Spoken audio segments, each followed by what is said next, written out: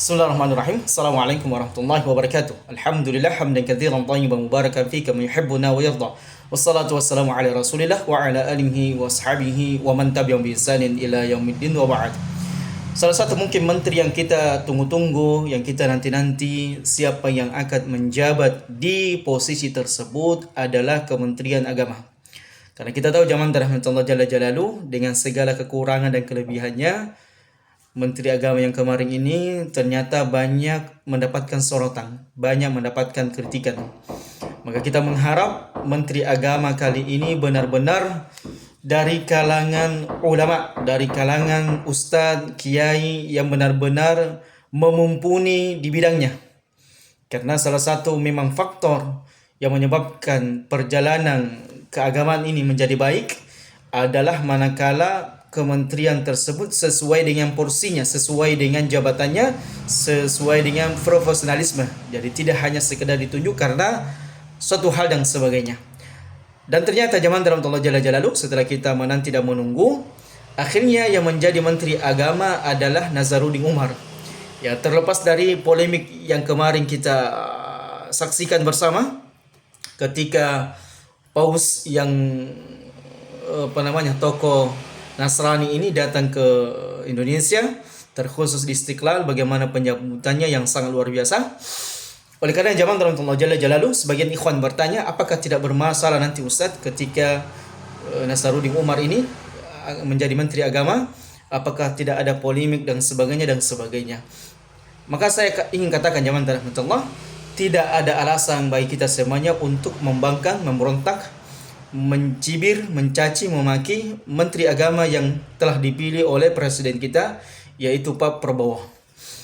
Jadi asal kita kemudian sam'u wa ta'ah, mendengarkan dan taat kepada beliau selama dalam perkara ma'ruf, maka wajib kita kemudian mendukung, mendoakan kebaikan kepada beliau dan menahan lisan-lisan kita untuk tidak menjatuhkan, merendahkan kehormatan para pemimpin kita. Taib. Ini kewajiban kita. Jadi Nabi SAW ketika telah terbentuk kepemimpinan, kementerian dan seterusnya yang mengurusi negara kita, maka kewajiban kita adalah sam'u wa ta'ah, senantiasa mendengarkan dan taat dengan perintah-perintah mereka, arahan-arahan mereka, nasihat-nasihat mereka selama hal tersebut dalam perkara ma'ruf. Adapun dalam perkara maksiat, dosa dan sebagainya, maka tidak ada ketaatan kepada pemerintah dalam perkara bermaksud kepada Allah Subhanahu wa taala. Ini yang pertama. Kemudian yang kedua, terlepas nanti mungkin di perjalanan ada sesuatu yang kita tidak senangi, yang kita tidak respon, yang kita tidak sesuai dengan pemahaman dan pemikiran yang selama ini kita pelajari, maka itu urusannya dengan Allah Subhanahu wa taala. La yukallifullahu nafsan illa wus'aha. Allah Subhanahu wa taala tidak membebani kita untuk senantiasa mencari tahu apa yang dilakukan oleh Menteri Agama. Bagaimana pemahamannya sekarang, bagaimana akidahnya sekarang. Yang secara zahir ya dia kaum muslimin, dia orang memiliki kapasitas. Insyaallah taala kita doakan beliau, mudah-mudahan beliau bisa menjalankan khususnya di kementerian yang sangat urgen ini, yang sangat memiliki kompleksitas permasalahan yang ada. Ya, termasuk urusan haji dan sebagainya, kerukunan keberagaman dan sebagainya. Kemudian ada nama yang digadang-gadang akan masuk di salah satu Kementerian Agama, yaitu Badan Kerukunan dan semacam di dalam Kementerian Agama, yaitu Gus Miftah.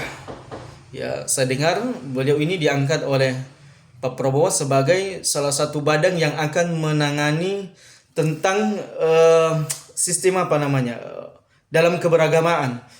Ada istilahnya, ana lupa. Ikhwan, antum bisa mungkin ingatkan, yaitu bagaimana menciptakan harmonisasi kerukunan dalam keberagamaan yang ada di Indonesia. Dan kita tahu bahwasanya alhamdulillah di Indonesia ini tidak ada suatu permasalahan yang besar berkaitan dengan kerukunan beragama.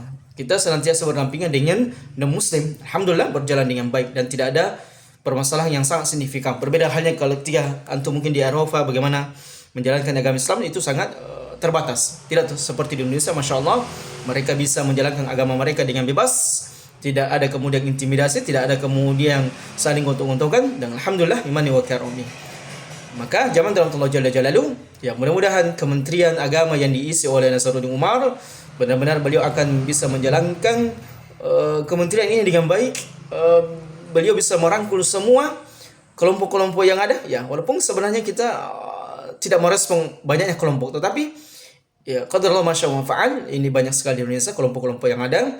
Maka mudah-mudahan dengan terpilihnya Nasaruddin Umar sebagai Kementerian Agama, beliau bisa menjalankan roda Kementerian Agama ini dengan baik, bisa merangkul semuanya kalangan, kemudian memberikan perhatian yang sangat besar, khususnya banyaknya aliran-aliran sesat sempalan yang muncul. Nah, ini menjadi sebuah permasalahan tersendiri yang harus sebenarnya diselesaikan oleh Kementerian Agama.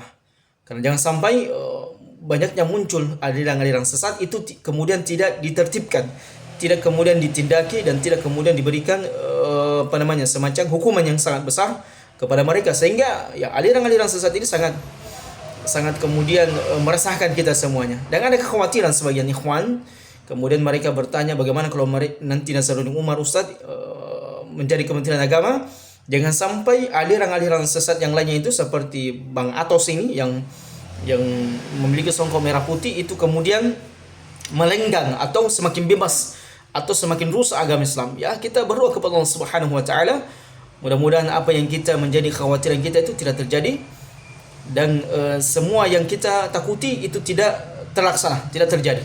Ya, kita mendoakan beliau bisa berjalan di atas jalan yang benar, di atas jalan agama yang lurus. Dan adapun sekarang beliau menjadi salah satu di antara pembantu Pak Prabowo yang menangani bidang Kementerian Agama. Kita doakan kepada beliau agar beliau kemudian bisa menjalankan amanah tersebut dengan baik, khususnya menertibkan ajaran-ajaran sempalan. Ya, adapun terlepas daripada polemik yang kemarin yang terjadi atas beliau, ya, kita doakan beliau bisa menjadi orang baik, lebih baik lagi, dan bisa menjalankan roda Kementerian Agama dengan baik. Barakallahu fikum. Assalamualaikum warahmatullahi wabarakatuh.